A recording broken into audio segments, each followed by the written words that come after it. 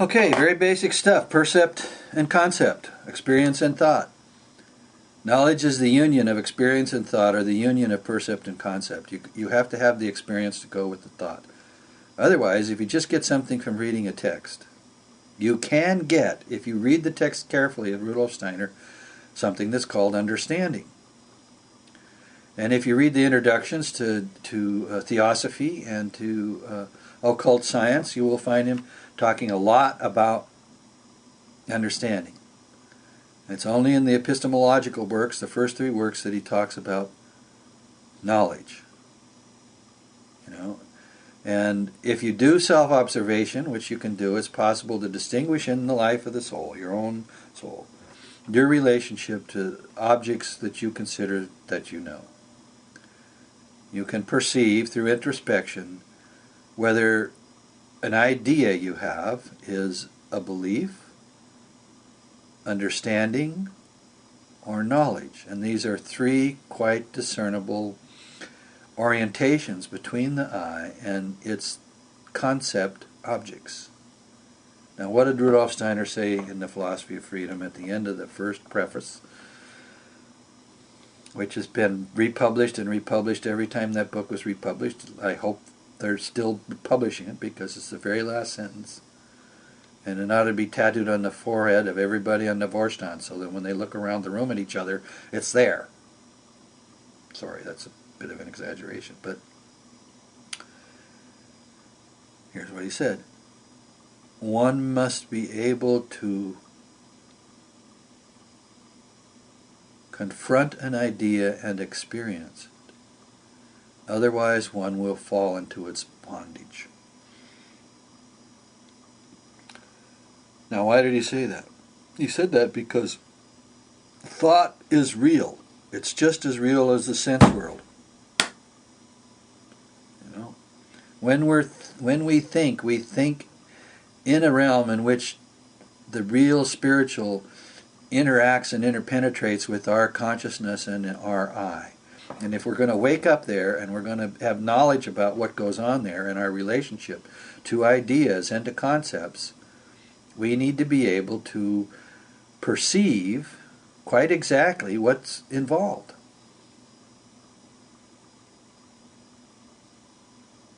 Perceive inwardly what's involved when we form a thought, and what our relationship is to that content, those conceptual contents. And so my early sense of this, which has gotten more sophisticated but it's never really changed, was that when I was in study groups and people were talking about Rudolf Steiner's lectures, they were asleep to the cognitive relationship that they had between those words on the page and the actual experiences that Steiner had when he produced them. And not only were they asleep to them, they didn't appreciate the difference between belief, understanding, and knowledge. Why? Because nobody was teaching it. Everybody in the society had the same problem. They were following knowledge of higher worlds, and they were doing the 6 basic exercises in the Rickshaw and all the rest of that, and they were reading Steiner book after Steiner book after Steiner book, and they were filling up their soul with Steiner thought. And in this way they were succumbing through the urging of the double, and also something that can be understood to have to happen as a necessity. It happened to me. I did it too. That's how I understand it. So when I'm pointing this out to you, I'm not saying, oh, I was all better. I never got into that goofy thing. But what do? We sleep through the nature of thinking. We don't understand transparently how we form a concept. And what's the result when we fill up our head with Rudolf Steiner's thought? Well, it's not clear in all cases. But in general, one could say that we fall into bondage with the idea. Now, what do I mean here? What would be the experience? Well, this was the experience I actually had. And if I hadn't had some earlier experiences related to this, I wouldn't really have noticed this. Okay? And this was also in the background of why I wrote what I wrote in my first essay on the epistemological swampland. I'm going to pause here for a minute. I got to blow my... Don't think you really wanted to observe that on the video. Anyway, So what do you notice in yourself? What can you observe? Okay?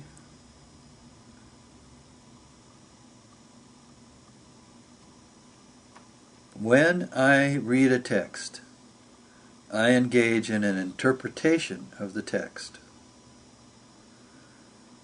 And the less consciously I engage in the interpretation of the text, that is, the more passive my eye is, the more the text is going to wash over my soul and enter into my soul as a kind of dead thing, as a dead thought. When Steiner spoke it, it came from living thought.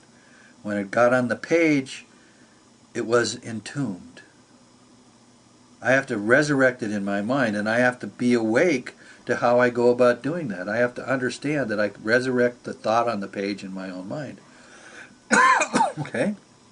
This is very basic stuff about the relationship between thinking and a text. If I passively take in the text, especially if I understand, as I explained before, that most of the texts that Steiner produced were written to the intellectual soul, not to the consciousness soul. And what comes out of America has to be to the consciousness soul because it's coming out of the consciousness soul. Okay?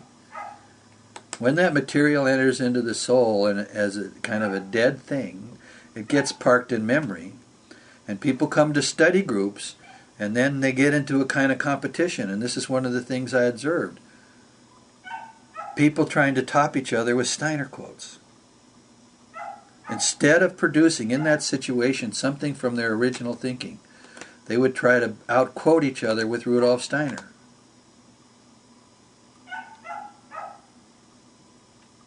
And this was made all the more poignant when I understood in Awakening to Community the role of the reverse cultists, which we'll talk about in a little bit. Now there's a boondoggle of major proportions. Okay?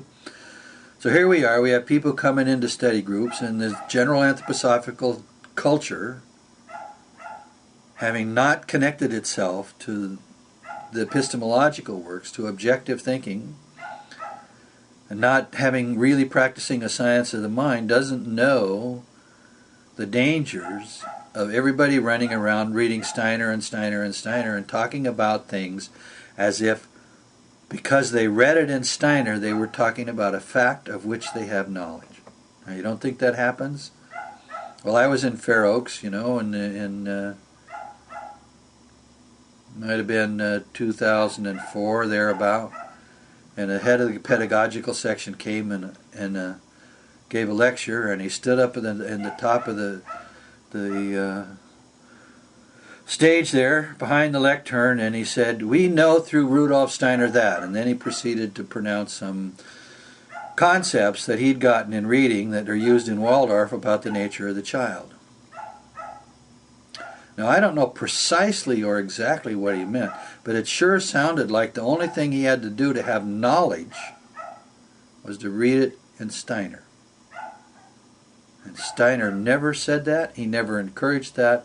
In fact, if he did anything, he discouraged it. He said, "Don't make me an authority. Don't make me an authority." Okay? So I'm going to stop here and come back to this a little bit because I want to talk about this problem from a slightly different direction, which is going to hopefully illuminate it a little bit better.